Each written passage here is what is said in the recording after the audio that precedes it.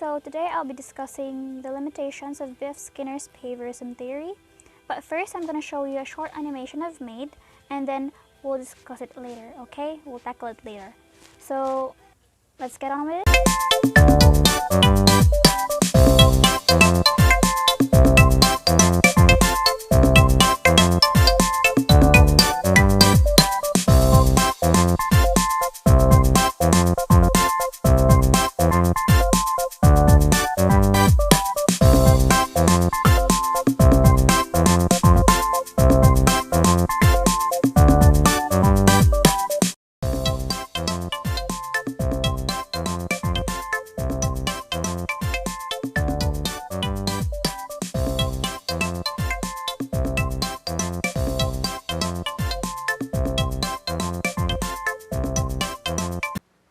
Limitations of B.F. Skinner's behaviorism theory.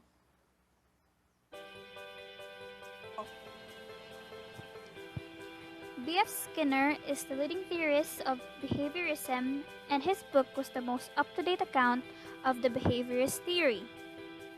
According to him, children acquire language from a model, maybe their father or their mother or the ones who are taking care of them.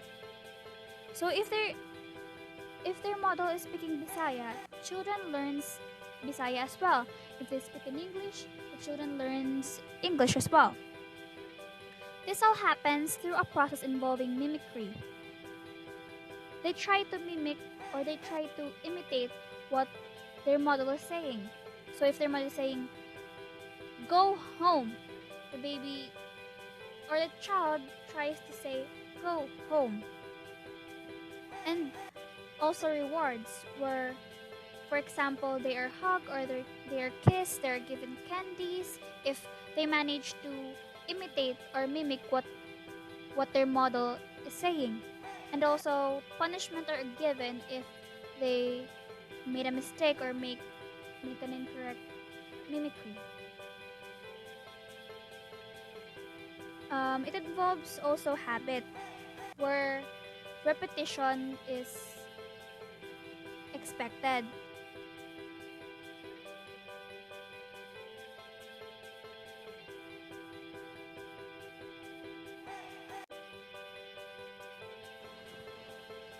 One of the limitations of this theory is that during the development of this theory, studies were done through animals and not human beings. I don't know what the real cause is, maybe it's something legal or about their human rights. But yeah, they observe animals, rats and birds. So we all know that humans are rational, animals are not. We are capable of thinking and discerning and being different, of thinking different from others, but animals respond to a stimuli. So if you happen to see animals mating or dogs mating, it's not their fault. They're just responding to the urge of their body of a stimuli to mate. In that sense, this theory may be claimed to be incorrect. Another limitation is that behaviorism theory may only be applicable to humans in their early childhood. Say, for example, a child from a household where foul words are commonly observed or commonly used, the child is likely to adapt it. This may be true and agrees with the behaviorism theory, but as time passes by, the child goes out, interacts with other people, gets inspiration with other people, thus his attitude changes, and also the way he speaks. So his model, which may be his father or his mother, may speak differently from him. So that eradicates the principle or the theory of the behaviorism.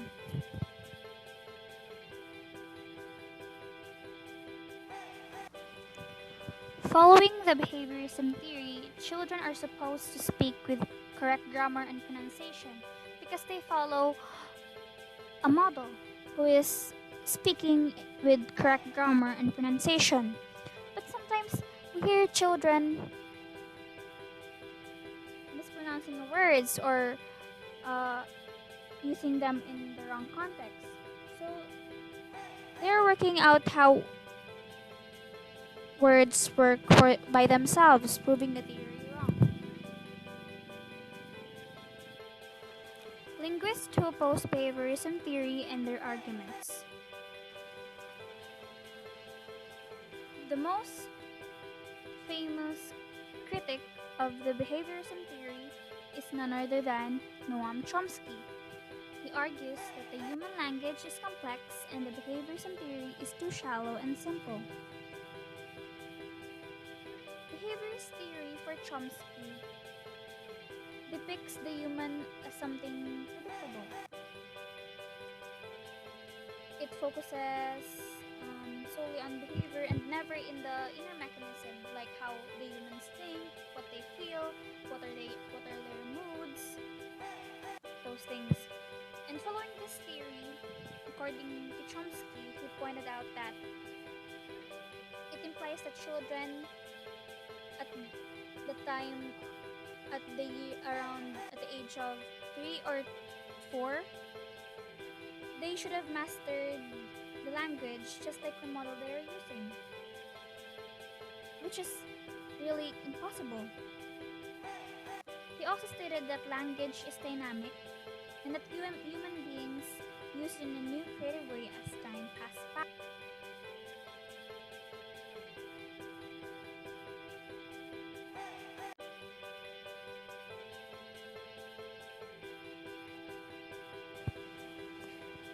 Eric Lindbergh's nativist theory may have a bit of resemblance to the behaviorism theory.